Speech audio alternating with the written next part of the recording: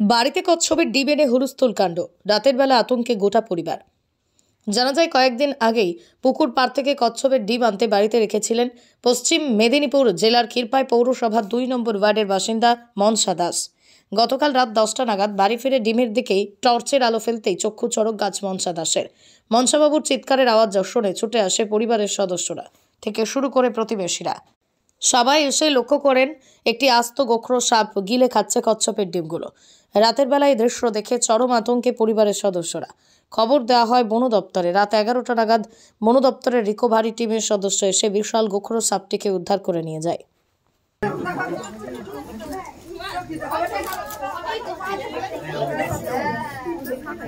গর্জন করছে, হ্যাঁ বিরাট আওয়াজ দিচ্ছে।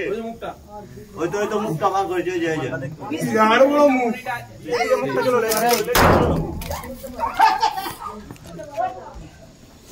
বাবারে গর্জন করছে, দেখ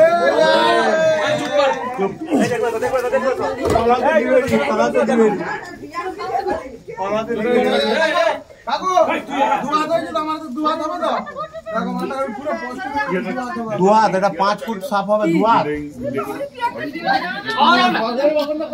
আমাদের বিক্রমদের ঘরে মালটা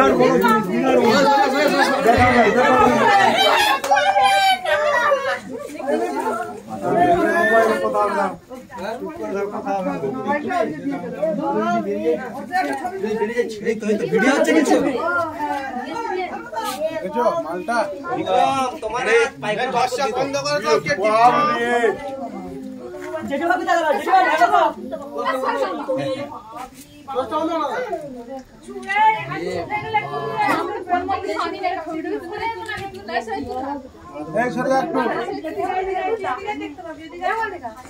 দিশা দেখলে দিশা কে কি বলছে রে? কে বলছে? কেউ কিছু বলেনি। ওষুধ নাই।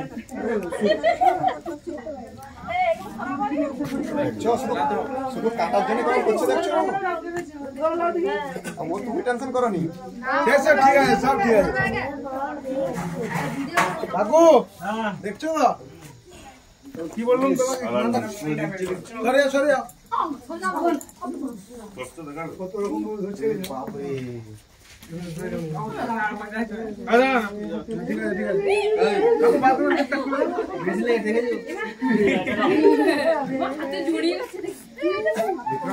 কি হতো আজ তোমার? আপনারা একদিকে হন তো, আলোর দিকে হন, আলোর দিকে হন। নিজের শরীর নিজেই কামড়াচ্ছে। আসুন আসুন, সাপ সম্বন্ধে সচেতনতা বার্তা শুনে রাখুন। আমার হাতে যে সাপটি আছে এটি হচ্ছে গোখরো সাপ। একে গোখরো কেন বলা হয় না? এই যে কোনার দিকে গরুর খুরের মতো জিনিস আঁকা আছে, একে বলা হয় গোখুরে। ইংলিশে বলা হয় স্পেকটেকেল কোবরা, সায়েন্টিফিক নেম নাজা নাজা। এদের বিষের নাম হচ্ছে নিউরোটক্সিন। এসব কামড়ালে কি হয়? এসব কামড়ালে আমাদের রক্ত বসে যায়, রক্ত প্রবাহ বন্ধ হয়ে যায়, যার জন্য মানুষ মারা যায়। সবসময় জেনে রাখো, সাপে কাটলে 3টে জিনিস মনে রাখবে। নাম্বার 1, সাপে কাটলে 100 মিনিটের মধ্যে যেতে হবে নিয়ারেস্ট ব্লক স্বাস্থ্য কেন্দ্র। আমি যেখানে রেস্কিউ করছি এটি হচ্ছে ক্ষীরপাই পৌরসভা। তো কত নম্বর ওয়ার্ড? এটি 2 নম্বর ওয়ার্ড, ক্ষীরপাই পৌরসভা 2 নম্বর ওয়ার্ড। এসব কামড়ালে 100 মিনিটের মধ্যে যেতে হবে ক্ষীরপাই হসপিটাল। সাপে কাটা রুগীর ক্ষেত্রে পার মিনিট পার সেকেন্ড খুবই গুরুত্বপূর্ণ। একটা ব্যক্তিকে যদি সাপে কাটে তার 1 সেকেন্ড সেটাও খুবই গুরুত্বপূর্ণ। কোনো রকম কিছু না দেখে আমাকে সাপে কেটেছে, গো টু হসপিটাল, মানে হসপিটাল যেতে হবে। কি সাপ কেটেছে, কোন সাপ কেটেছে, কিচ্ছু প্রয়োজন নেই জানার। সাপ নিয়ে যেতে হবে না হসপিটালে, সাপ ধরে নিয়েও যেতে হবে না। ডাক্তারবাবু ব্লাড টেস্ট করবে, ব্লাড টেস্ট করে ওই ক্ষতস্থান নজর করলে এবং চোখের দিকে তাকালেই বলে দিবে যে বিষধর সাপ না নির্বিষ সাপ কামড়িয়েছে। সাপে কাটলে কখনো সাপটি নিয়ে হসপিটালে যাবেন না, মেরে দিয়েও যাবেন না, ধরে নিয়েও যাবেন না। আর সাপে কাটলে কখনোই ক্ষতস্থানে এগিয়ে বাঁধন দেবেন না। যেখানে সাপটা কাটবে তার এগিয়ে বাঁধন দেবেন না। যদি বাঁধন দেন আর সেই সাপটি যদি রেশাল ভাইপার অর্থাৎ চন্দ্রবড়া সাপ কেটে থাকে, তাহলে কিন্তু ওই অঙ্গটি কেটে ফেলে দিতে হবে। তার কারণ চন্দ্রবড়া সাপের যে বিষ হিমোটক্সিস বিষ চামড়া গলিয়ে দিবে, মাংস পচিয়ে দেবে, চামড়া মাংস দুই গলিয়ে দিবে। এতে কি হয়? অঙ্গহানি হয়। আর তৃতীয়ত, সাপে কাটলে কখনো ওঝার কাছকে যাবেন না। ওঝা কি করে? ওঝা আমাদের ওই 100 মিনিট সময়টা বিভিন্ন বুজরুকি করে শেষ করে দেয়।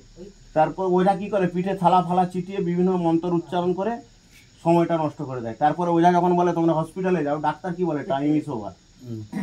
সেই জন্য ওই 3টে জিনিস সবসময় মনে রাখবেন। এরা প্রচণ্ড বিষধর। পশ্চিমবঙ্গে যে 4টি সাপ আছে বিষধর, তার মধ্যে এটি একটি, গোখরো। আর একটা জিনিস রেখে, সাপে কাটলে কখনোই ব্লেড দিয়ে চিরে রক্ত বার করানোর চেষ্টা করবেন না।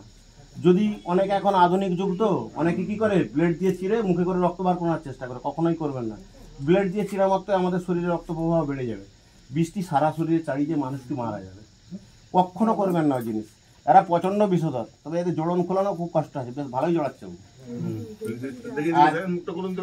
এটি হচ্ছে পুরুষ, এটি পুরুষ, স্ত্রী আছেই। আর গোখরো সাপ সাধারণত মানুষের বাড়িতেই থাকে, এরা বাড়িতেই থাকে। এরা পুরুষ। সামান্য কি হচ্ছে, বসন্তের হাওয়া, একটু গরম হাওয়া পড়েছে না, যার জন্য এই বড় বড় সাপগুলি বেরিয়ে যাচ্ছে বসন্তের হাওয়ার জন্য। আমি সেদিনে ক্ষীরপাই 7 নম্বর ওয়ার্ডে এক বাড়িতে বিশাল গোখরো ধরেছিলাম, মানে বেড়ালের জন্য।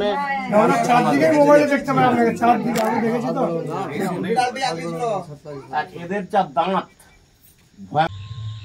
রাত্রি 11টার সময় ক্ষীরপাই পৌরসভার 2 নম্বর ওয়ার্ডের মদন দাসের বাড়ি থেকে ফোন আসে যে ওর বাড়িতে একটি বিশালাকার গোখরো সাপ বেরিয়েছে। আমরা ফোন পাওয়ার পরই আমরা ওর বাড়িতে গিয়ে পৌঁছাই। বাড়িতে গিয়ে পৌঁছে যে ঘটনা দেখলাম, দেখে আমি আশ্চর্য হয়ে গেলাম। ঘটনাটি এটাই, বাড়ির পাশে ছিল একটি বড় পুকুর, আর সেই পুকুর পাড়ে ডিম দিয়েছিল একটি কচ্ছপ। আর সেই ডিমগুলিকে বাড়ির লোক এনে বাড়ির মধ্যে রেখেছিল, যাতে ডিমগুলি ফুটে ভালোভাবে বাচ্চা বেরিয়ে যায়। আর সেই ডিম খাওয়ার জন্যই বাড়িতে প্রবেশ করলো বিশালাকার গোখরো সাপ। বাড়ির লোকেরা পৌরসভায় সন্ধ্যাবেলা বেড়াতে গিয়েছিল। রাতের খাবার খাওয়ার জন্য যখন বাড়িতে আসে, এসে যখন গেট খুলে দেখতে পায় বিশালাকার গোখরো সাপ ওই ডিমগুলিকে খাচ্ছে। বাড়ির লোক তাড়া করতেই সঙ্গে সঙ্গে সাপটি বাথরুমের পাশে কিছু ইঁট রাখা ছিল, সেই ইঁটের মধ্যে প্রবেশ করে যায়। সঙ্গে সঙ্গে ওরা আমাদের ফরেস্ট ডিপার্টমেন্টে ফোন করে। ডিপার্টমেন্ট থেকে আমরা এসে দেখলাম যে বিশালাকার গোখরো সাপ ওই ইঁটের মধ্যে ঢুকে বসে আছে ডিম খেয়ে। আমরা কীভাবে সাপটি রেস্কিউ করলাম, দুর্ধর্ষ বিশালাকার গোখরো সাপ, সেটা দেখতে থাকুন।